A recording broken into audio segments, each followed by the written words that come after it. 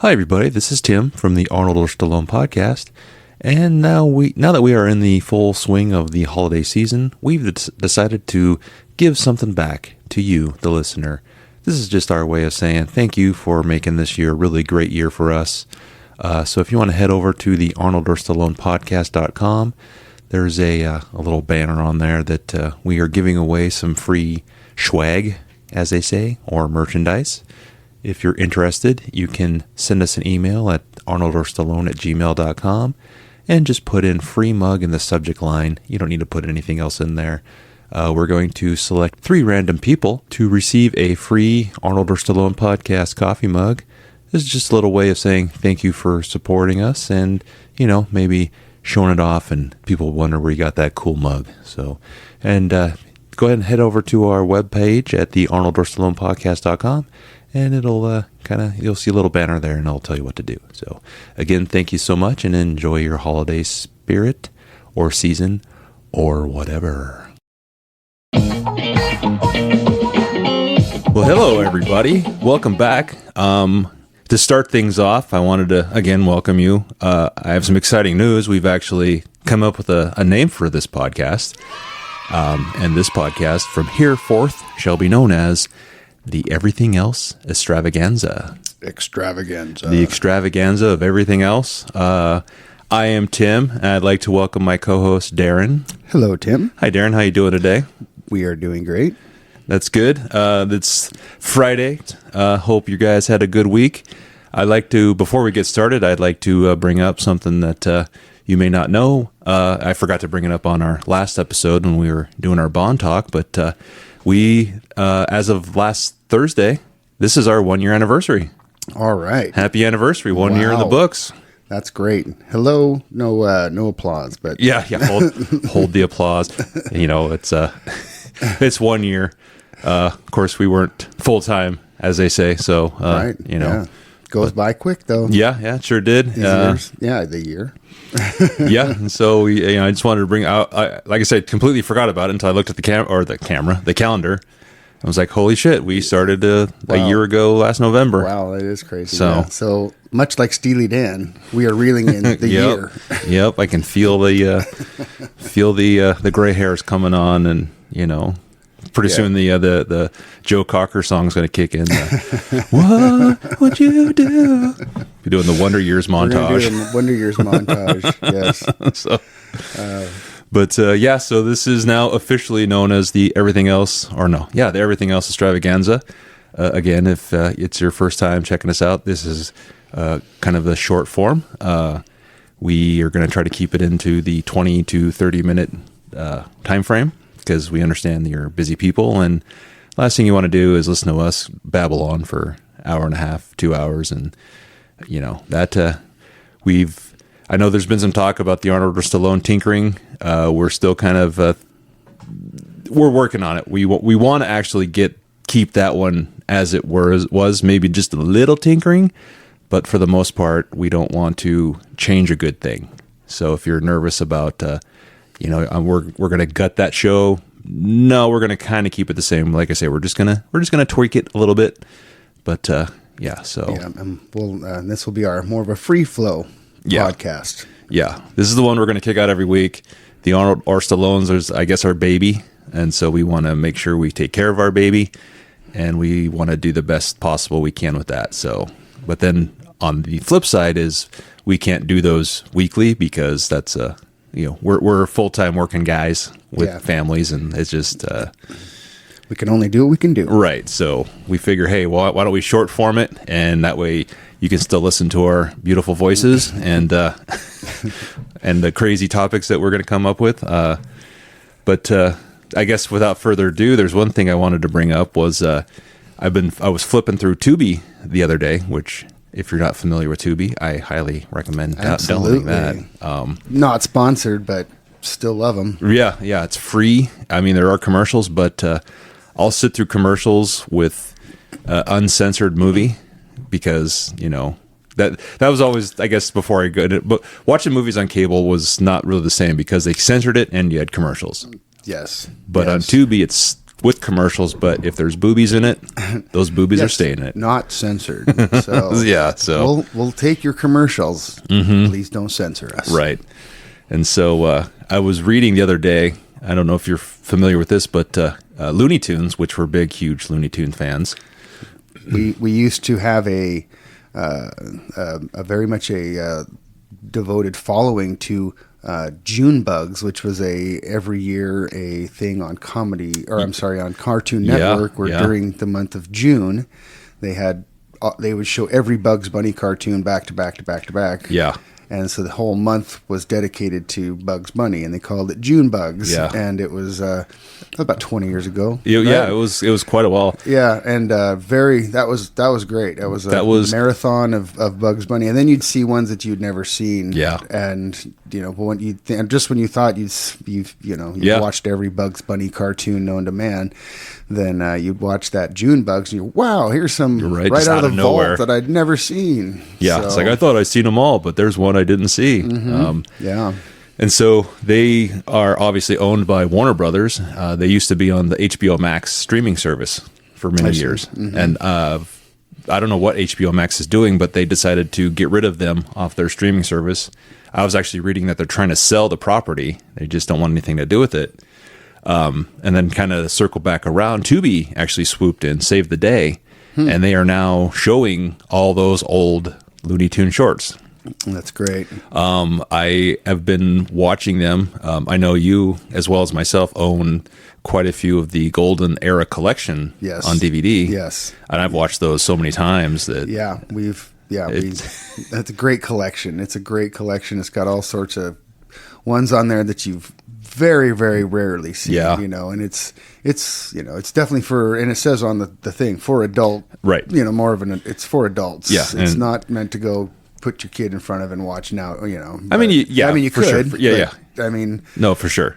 But because they do have that thing. These cartoons were made in a different era, and at times were different. And we all watched them when we were kids, and we didn't. Look how we turned out. So I guess you could. My kids do, but but I think, I don't know, to kind of get off topic a little bit. If you're dumb enough to light dynamite and try to shoot yourself on a rocket, then you know what? I'm sorry. I'm all for natural selection. If you believe the only reason you see gravity is when you actually realize you're hanging over a cliff and then you take 12 steps off and you stop and then you feel below your feet, you realize there's nothing there, and then hold up your little sign that says yikes.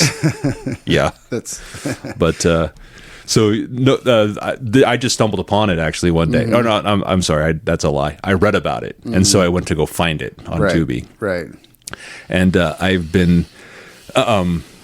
It's interesting because they have the Looney Tunes, like the original run, and then they kind of have the Looney Tunes show, which I don't remember if that was newer stuff, because the ones that I've been watching lately have been from the 80s, which, I'm going to say maybe this is just my love for the early stuff. I don't know. The 80s stuff doesn't really, because it's still Mel Blanc doing the voices, but it just seems a little off. Yeah, they made a series of movies in the late 70s and the 80s, and they're mostly just compilations of earlier cartoons that they had packaged together as a movie. That's what I thought. And they had and then they would have like some new animation that matched the old animation pretty good. That was the cool thing. And they had, of course, Mel Blanc, and I think they even had like Fritz Freeling directing do some of them. Because I know I used to watch that one that was Daffy Duck's Treasure Island. And it's actually, I really like that one actually, and that was made like in the early 80s. I can't remember exactly when it was made, but that's got Fritz Freeling as one of the directors, and it's got Mel Blanc doing all the voices, and but it's mostly a compilation of the older cartoons, but it's all new, little bit of new stuff, and I always kind of like that one. He's on a tropical island, Daffy Duck and Speedy Gonzales on a tropical island, and they find a wishing well or something like that, I think. Yeah, and then they do like a fantasy island type get up where he's got the white suit on and Speedy Gonzales' tattoo, and it's nice. Actually pretty good, and so I always liked that as a kid. But that was only the when they tried to do newer, and then they did a Scrooge one that wasn't too bad either. I don't know if you ever seen the Ebenezer Scrooge Day one they did in the 80s, where maybe I can't remember who. Yeah, and I think Scrooge McDuck was obviously Scrooge, and I think Scrooge McDuck is Disney. Oh, I'm sorry. No, it was but they did do a Looney Tunes one. When I'm trying to think of who was. Wasn't it Yosemite Sam? Yes, you're right, Yosemite Sam. I'm sorry. I think I did stumble upon it because I was. Yeah. There was just I made it through four episodes. I didn't realize how many Speedy Gonzaleses there were in the later. I was like, I was never a Speedy Gonzales fan. It was just whatever. They seemed to pair him up with Daffy a lot. Yeah, at the end in the 70s, in the 60s and 70s, when they were still kind of trying to churn him out, they did. They put him and Daffy sort of, and him and Sylvester. Oh, that's back and forth too. Yeah, so. But no, I think I want to say I did see that one because Porky Pig was like the Bob Cratchit. I think. Yes. Or Elmer Fudd. One of the two. Elmer Fudd and Porky Pig are so interchangeable. Yeah, Porky Pig was the he was the Bob Cratchit, and yes, that one is pretty good. That one is not too bad for Looney Tunes sort of for thing. The late era. Yeah, for that. Yeah, when most of the directors weren't really doing, and they weren't doing it anymore. Well, and it's funny to think too. Being in the 80s, you think, wow, these are newer, but it's like, well, those are 40 years ago, 45 years ago, if you want to. But no, the one that I saw yesterday that I could have swore was older, maybe it was a continuation, was the Duck Dodgers in the 24th and a half century. Yes. I thought that was like a 50s run, but it was an 80s. Right, yeah, Duck Dodgers, yeah. And but the Martian was from before. So I think maybe that's why we're thinking it was an older cartoon, but yeah, that one is great too. Daffy is one of the better, more unsung characters that is just really good. The one, he's Robin Hood. I swear, that one makes me laugh every time. Yeah. I can't. That one is one of the funniest. I love that one. Oh, yoinks! And away! Can't get sick of that one. No. It's so funny. And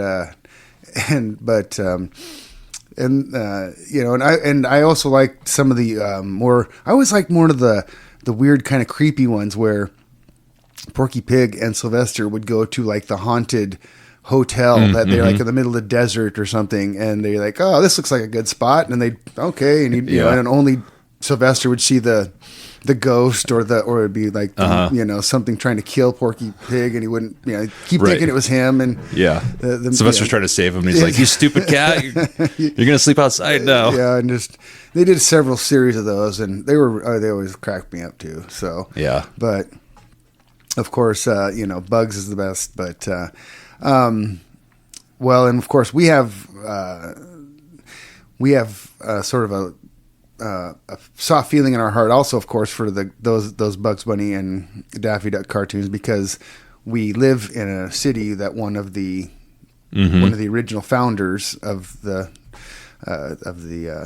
Daffy or the directors, one of the original directors of the Looney Tunes series was from our city, so we so that's definitely we see. That's why I've always seen a lot of on his cartoons, especially, you look at the artwork and you kind of see the same sort of reminds you of home, I guess. Right. You're looking at the backgrounds going, hey, that kind of reminds me of where I'm from. Yeah. And that's Chuck Jones that curious. But and it's funny because some of the 80s one he was still doing. And I just, because I remember he did, obviously the Looney Tunes, and then he went and did Tom and Jerry for a while. Yes. Yeah. Then Hanna-Barbera scooped him up and went and did the Tom and Jerry's there in the late 70s or something. Yeah, because there was some, I don't know, 70s. For me, like, I always loved Bugs Bunny, without a doubt. Yeah. But I noticed maybe my tastes have changed, but the 80s Bugs Bunny cartoons, to me, don't have the same cachet as some of the, right. I'll still watch them, because I will say, though, that from what I've seen on Tubi, is different than what I own on DVD, which is nice because it's a nice change because I've seen the DVD ones 100 times and I'll watch them 100 more times. But it's nice to kind of see the different, there's all these other ones. Yeah, the different genres. Yeah, because the classics were from the 40s, 30s to the late 50s? Yeah, maybe. Something like that, you know? Yeah. I mean, that's kind of what you can kind of read when the cartoon starts, you can kind of look at the bottom of it and see when it was made. And even the beginning, because it's the purple lined that turns into the W, and then the orange with the B, and then at the end it has that's all the little cartoon and the two eyes popping out at you. Right. It's like, oh, okay, yeah. So I know where we're at this, so this then, time and frame. Then you get the 60s and the 70s, and it's just, but no, I've speaking of Tubi and speaking of Disney, I'd be remiss if I didn't say that there's the cartoon Snafu on those. Oh, okay. And that was a military cartoon that was strictly meant for military people, armed forces, for guys, but these were all mostly guys in their late teens, right? These are mostly late teenagers, or maybe early 20s, mostly, and so of course, they made these cartoons for them, and they were all made by the same guys that made the Looney Tunes, as well as the voices, and as well as Dr. Seuss. Oh, okay. So he was among us. So it's like Chuck Jones, Fritz Freeling, Dr. Seuss, and a bunch of other guys like that. Anyways, it's basically Elmer Fudd is this Snafu character. It's basically like a young Elmer Fudd. Yeah. And he gets into all sorts of problems, and Snafu stands for, it's like, what's the other one? Like FUBAR. It's like FUBAR. Snafu is situation normal, all fouled up, but it's not fouled up. You know what I mean? Yeah. So, anyways, that's this character goes around and gets into all this trouble and this and that, and they're great because those are 100% made for adults. Yeah. Whereas the other cartoons were adults, but they still had to have kids. Yeah. This is when you get these guys doing it strictly and no one was really supposed to see these. Like the public, they never thought the public was going to watch these on a streaming platform. You know what I mean?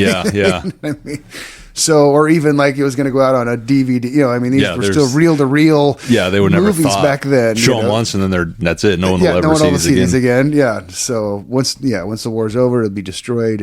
But no, we've got them, and so it's great to have them because they're. So I'd recommend them anybody to watch those, and they're definitely good, and they're lots of adult humor. And yeah, for sure. I remember when we were talking about Looney Tunes about a year or so ago, and you asked me about Snafu, and I was like, I don't remember. And fast forward, I was watching one of the Blu-ray sets that I have, and in the special edition they had like 5 Snafu cartoons, nice. And they're all in black and white. Yes. And, the women are voluptuously drawn, and it's definitely not a kid's. No, it's got them doing all sorts of things, but it's it's meant for GIs to teach, and you can't teach guys in their late 18, 19, 20. You got to show them some real stuff, not just pretend. Not a coyote slamming into a brick wall brick wall. Yeah, you got to show them something really funny. So, and that's what they did.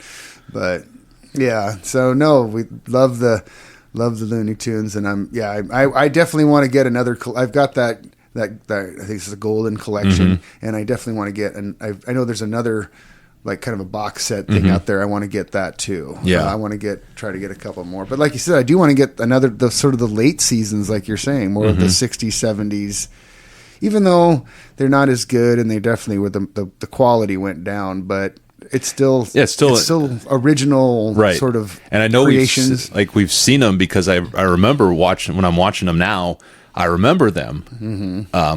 Again, we're talking like probably 90s is when I, by then they were only 10 years old. So it hadn't been, 45 years. And I was like, oh, I remember this one. Oh, okay, I remember that one. But they're, like you said, they're not the best of the best, but they're still, Right. entertaining. And as it's funny because my wife will usually, I'll watch something while she's getting ready for work, and I was watching Looney Tunes the other day, and I was just laughing my ass off, and she just comes in and is like, "Oh, honey, you're so cute." I'm like, what?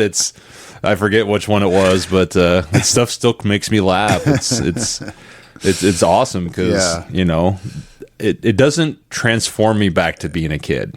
Right. But it's something that I love animation. I've always loved animation, and Looney Tunes were, Well, and it's the humor and the animation combined. It's the way that they come up with the humor and the it's just you don't realize it as a kid that there's adult humor in there, right. And then when you become an adult, you get that humor, but then the slapstick still makes you laugh. Correct. It's layered. Yeah, yeah. It's very layered. I mean, I still laugh every time Daffy loses all his feathers, and he's like, "I have these numbered just for this specific occasion." Every single time he says that makes me laugh. He's just holding this big handful of black feathers, and oh, I know. And then when him and Bugs would go up against each other, or when they would be like together, but he'd try to screw him over with the treasure or with the snowman. And those were always really funny too. Yeah, I always loved those. I wish they would have made more of those, and I wish they would have made more too with Bugs Bunny and Wile E. Coyote. There's only a handful of those. There's only, and the best part was when Wile E. Coyote would talk, because that's when he was the super genius, when he would go up against Bugs. And I don't know why they only made just a handful of those. No, I agree. I think they should have kept going with that. I really liked that premise. The super genius was always really funny to me, and. I mean, I will say this is just my thought, and I do love those, but I kind of feel maybe like 4 or 5 more. But I think when maybe the premise ran thin. Like you don't want to keep doing the same thing over and over. Because, for example, for me, the Wile E. Coyote Roadrunners, there's only so many of those I can watch. Yes, because it is kind of the same thing over and over. Happen. Yeah, I mean, some of the stuff he does is funny, but I don't need to see 30 of those cartoons. Right. Definitely definitely the lower of the Looney Tune hierarchy. Yeah. Pepe Le Pew, another one, same thing. Right. I mean it's definitely, you've got the Froghorn Leghorn is going to rank higher on that sort of, and he's going to be middle of the road on that hierarchy for sure. Then going to be but you're going to have definitely, like you said, Bugs, Daffy, Taz, Porky Pig, those kind of Yosemite Sam has always been one of my favorites. Yosemite Sam, I kind of wish he would have interacted with Daffy a little more. That would have been but you see these crossovers that you kind of like. You guys should have pursued those more than the less with the Roadrunner Coyote. Yeah. So, but no, they like I say, for me, they still hold up. I think. Yeah. If you're a true fan, they're on Tubi. Because I feel that the Warner Brothers is trying to sweep all that under the rug. Like, oh, that never. With the times we live in, it's like, oh, we don't really want to see that. Because there was a couple that I saw that were still World War II-ish, and so they had the whole, the Hitler Nazis, and all that stuff, and so I'm like, oh, that's pretty cool. Yeah, and the Chinese, the big teeth, and the,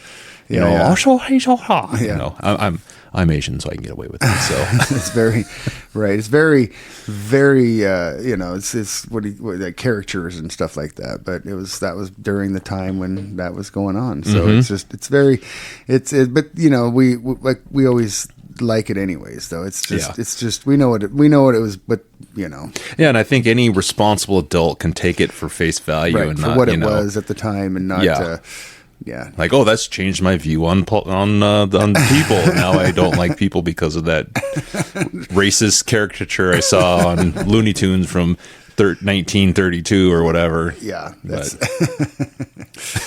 I thought I had it all figured out. Now I'm going to be a raving lunatic. Now I'm going to change my mind. Thanks, Chuck Jones. You're the best. But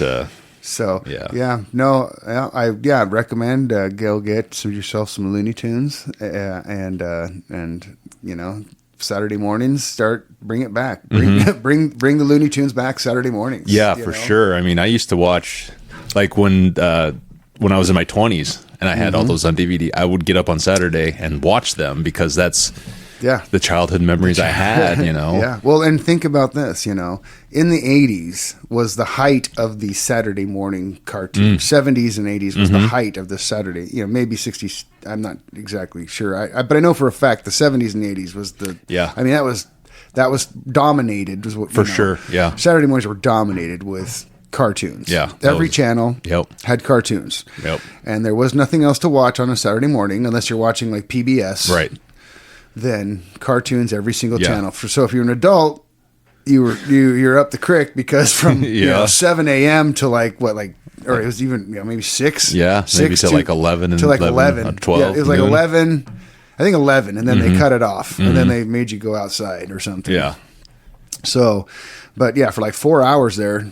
Every channel was a but so you had your like smorgasbord of like, well, I'm going to watch this on this channel, click it to this channel, click it to this channel. And they had everything under the sun. Every sort of action adventure, comedy, you know, that's when the Smurfs were born. That's when you know, all those cartoons were out. Yeah. And to think that a cartoon from the 40s was still competing with cartoons, if, you know, at that time, 30, 40 years later, they're still competing. And so, because during that time, too, really. Well, and during that time, they always had a Bugs Bunny Looney Tunes block, like an hour of Looney Tunes on that Saturday morning. One channel would have an hour of Looney Tunes with all these brand new cartoons that were just, you know, top, you know, hot cartoons, but they still were able to compete 4 years later, and still to this day. They don't do it the way, you know, but they're still, like you said, it's still you can stream popular. it, right? Yeah, because I'll always remember, you know, I guess the flashback to Seinfeld when they're waiting in line for the opera. And Elaine's like, I wonder where the overture is. And then he kicks into the overture, candlelight. And she's like, it's sad that your only knowledge of high culture comes from Looney Tunes. But I'm like, that's where my knowledge of high culture comes from. Do you think I don't know who the Barber of Seville was without Fritz Freeling explaining that to me? Do you think I gave a shit about an opera singer if Bugs Bunny wasn't fighting with him? Right. You know? Yeah. Do you think I knew who Wagner was without him? My sword and German sword and helmet or whatever. Killed the wabbit. But I think if you're definitely in your 30s or even in your 20s and you know are looking for something new, I'd definitely go find Looney Tunes on Tubi, because you know, like I say, if I plan out the end of my life accordingly, I'll be laying on my deathbed watching Bugs Bunny. So. Well, and I remember we were going to go down at one point when Chuck Jones was still alive. We were going to go down to Long Beach, California, and I think we were going to buy. They were selling the cells, the actual cells. That would have been cool. Framed, and you could buy different cells of the different cartoons of those. And I thought, man, you know, that'd be kind of cool to have some of the really ones that I really liked. Right? You know, Heck put some of those just kind of. Because they're framed and they're worth something. Yeah. And, you know, you could. I mean, sentimental value alone, just a little. Have it put up in the man cave and stuff like that. So. Nice. But, yeah. So we thought about that. I don't know if that was years ago. So I don't know if that's still available. I'm sure. But you could probably find something online. Yeah. I would imagine what the price would be nowadays. Yeah, that's the problem. But then again, they're not really. I know they tried doing a movie with Will Forte this last year. I was curious about checking it out because when they do try to reinvent them or reintroduce them, I always try to, you know, just watch it. But they've made some pretty shitty. It's kind of like the Who Framed Roger Rabbit, where there's still animation, but then you have the people in there, which is like, okay. But Who Framed Roger Rabbit's the only one that ever pulled that off. I think that's the only live action / cartoon that I am aware of that's actually been able to.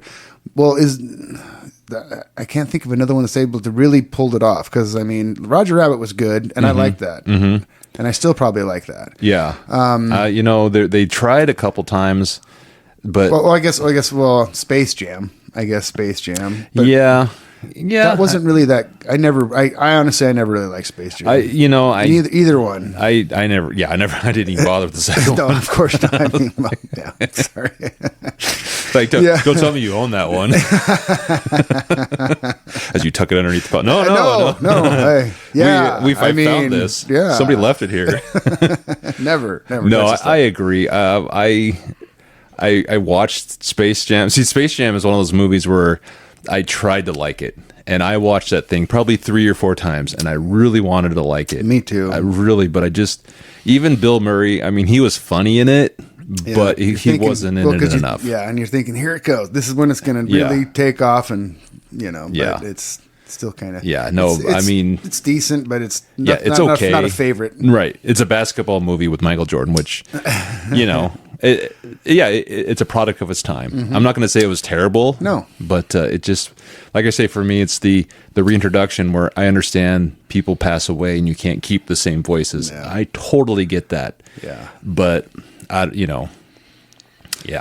It's hard to when to pass the kind of the torch to different voice act, to like that you're saying, when you're really used to one person doing it, and then and the humor of the directors and the writers and how they thought of that character, and it's different. Definitely every director thinks of the character in a little different way. Mm-hmm.